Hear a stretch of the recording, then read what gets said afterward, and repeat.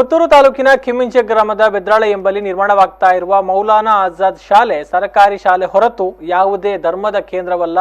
ಇದಕ್ಕೆ ವಿರೋಧ ವ್ಯಕ್ತಪಡಿಸುವ ಹುನ್ನಾರದ ಹಿಂದೆ ಕೋಮು ಸಾಮರಸ್ಯ ಕೆಡಿಸುವ ಷಡ್ಯಂತ್ರ ಇದೆ ಅಂತ ನಗರಸಭೆಯ ಮಾಜಿ ಸದಸ್ಯ ಎಚ್ ಮೊಹಮ್ಮದ್ ಅಲಿ ಆರೋಪಿಸಿದ್ದಾರೆ.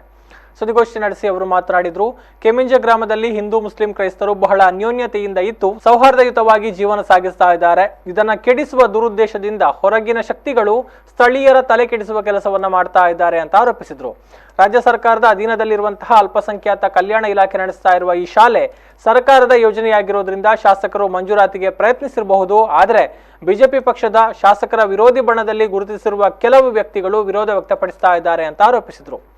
ಇದೀಗ ಶಾಲೆಯ ವಿಚಾರದಲ್ಲಿ ಕೋಮು ಸೌಹಾರ್ದತೆಯನ್ನ ಕೆಡಿಸುವ ಕೆಲಸ ಮಾಡ್ತಾ ಇರುವ ಸಮಾಜಘಾತುಕ ಶಕ್ತಿಗಳನ್ನ ಮಟ್ಟ ಹಾಕಬೇಕಾಗಿ ಪೊಲೀಸ್ ವರಿಷ್ಠಾಧಿಕಾರಿಗಳಲ್ಲಿ ವಿನಂತಿಸಿದ ಅವರು ಈ ಕುರಿತು ಮನವಿ ನೀಡಲಾಗುತ್ತೆ ಅಂತ ಹೇಳಿದರು. ಸುದ್ದಿಗೋಷ್ಠಿಯಲ್ಲಿ ಸಂಜಯನಗರ ಶಾಲಾಭಿವೃದ್ಧಿ ಮಾಜಿ ಅಧ್ಯಕ್ಷ ಇಸುಬು ಕೆ, ಕೆಮ್ಮಿಂಚೆ ದೀನಾರ್ ಫ್ರೆಂಡ್ಸ್ ಸಂಚಾಲಕ ಜಮಾಲು ಜೊತೆಗಿದ್ರು.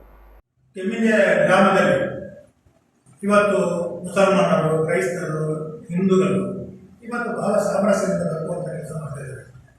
ಒಂದು ಶಕ್ತಿಗಳು ಅದು ಯಾಕಂದ್ರೆ ನಿಮ್ಗೆ ಗೊತ್ತಿರಬಹುದು, ಶಾಸಕರ ವಿರೋಧಿ ಬಣದಲ್ಲಿ ಗುರುತಿಸುವಂತ ಬಿಜೆಪಿಯಲ್ಲೇ ವಿರೋಧಿ ಬಣದಲ್ಲಿ ಗುರುತಿಸಿಕೊಂಡಂತ ಒಬ್ಬ ವ್ಯಕ್ತಿ ಬಂದು ಇವತ್ತು ಅಲ್ಲಿ ಆ ವಾತಾವರಣ ಕೆಡಿಸುವಂತ ಕೆಲಸವನ್ನು ಮಾಡ್ತಾ ಇದ್ದಾರೆ.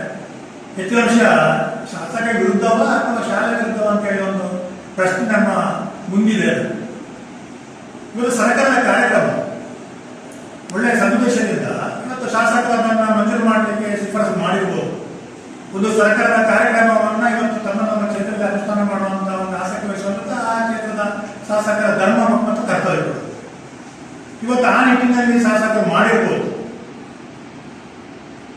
ಅದನ್ನೇ ವಿರೋಧಿಸುವಂತ ಕೆಲಸ ಮಾಡುವಂಥದ್ದು, ಮೊನ್ನೆ ಉದ್ಘಾಟನೆ ಶಂಕುಸ್ಥಾಪನೆ ನೆರವೇರಿಸುವುದು ಕೂಡ ಇವತ್ತು ಶಾಸಕರು ಮುಂದೂಡುವಂತ ಕೆಲಸ ಕೂಡ